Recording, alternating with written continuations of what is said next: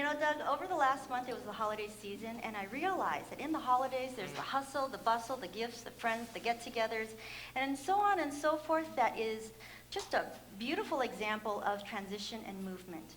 And sometimes we forget to come to center, be still, and know. Share with us how you get to center, how you find your peace. Is this like called on the spot now all of a sudden? Yes, let's go. Well, when you mentioned the hustle and bustle and the activity and the Christmas season, you know, this is a beautiful time. We especially understand birthing that Christ presence within us. We understand that. But as ministers and out in the field, we are part of a spiritual family and a part of our families at home. So sometimes those traditions take a new shape. We have to create new dates and new times around doing some of those activities. And I realized that a lot this past December, how to marry those two together. One of the most amazing things for me is to be able to go out to the end. We have a lake house where there's a pier. And out at the end, there's a lake with just a slick glass lake. And whether the sky is bright blue or gray, you can hear the sounds of nature, a little bit of the water. And that helps me remember what's all around us and within us. It's that stillness, that calmness, that Christ presence within that we talk about so much. But I think this is a question for what is it for each one of us that speaks to us to what we need to be able to get into that space. Even being able to do that, it's wonderful if you can go to the Peace Chapel or have those sacred spaces. But we have to be able to do that also in the busyness of the airports and in the busyness of the Christmas season. We have to find that. So I found that the breathing exercises and the writing exercises and the journaling exercises can start freeing some of those thoughts and putting them into an action of stillness. There's action in the stillness. Absolutely, yeah. And you mentioned stillness, and one of the most important things for me is to find solitude. Yeah. You know, as a mother, as a minister, as a sister, a friend, and all those roles that we play in life, solitude and time in the silence is so important because our quiet time is our holy God time. It's communion with God so that we're able to, in that space, raise our consciousness to God consciousness itself. And one of the ways that I do it, and you mentioned it, is to journal and to write, to write a letter to God.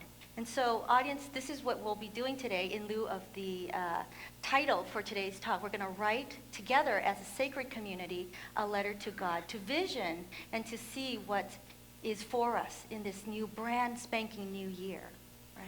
You know, there was an experience just recently in Credo 2, which is the class about what I believe. And Dr. Jesse invited us to review the first Credo that we wrote and take a look at that. And I went back a little further and I looked at 2008, some of my journal entries from when this process started becoming really alive for me. That call was, here it was coming. And I was like, okay, I've got to work some of this out. So I went back and looked at some of that. And the writing exercises, like we're going to do shortly, is one that can help you go back and look and see what has been manifested in my life, what still has energy around it, what no longer exists. And then through those pages, I noticed that there were so many answered prayers that came along from 08, 09, 2010, 11. You can just see all that come forth in your life. Amazing process. And I know we're in a room full of people that journal. At Unity, we journal. We work things out that way a lot. So it's a beautiful exercise. Yeah, absolutely. And for me, my journaling process, this is how I met my husband. Yeah. For all of my 20s and some of my 30s, my early 30s, it's that need to find companionship. Okay, I want to find a life partner. And when all else fails, I said, I'm going to take out my journal and write, Dear God, my companion will be A, B, C, D, E, F, G. And when I finally found Cliff, or should I say when he found me, I was completely floored because it was as though I had this visual.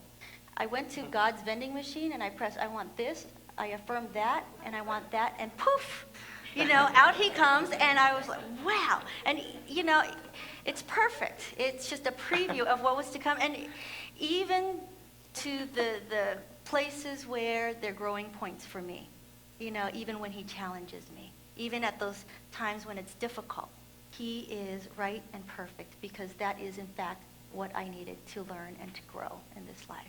So it's really a powerful process. It gives you visioning. It gives you a process to see what's ahead and what really is on your heart that perhaps we're not articulating. in You conversation. gave me a vision when you said that, the vending machine thing. I mean, you got more with Cliff than a bag of chips and a candy bar. I mean, Amen. but really, I mean, if you're going to do a visual, I go there immediately. But at the Right, same time, right. I thought about, look at what came out, your life, Yeah, these children, now this life of ministry. And when you go back and you look at all that, you didn't know what was coming forth. And all of Yeah. that prayer work is what it is Right. on paper. absolutely. And it just speaks to the paradox in which we live. It's being in that uncertainty and that knowing at the same time, because our life is a paradox. It's two sides of the same coin. This is going to be a great process, and I'm looking forward to it. Are you ready to do this? Yes, let's do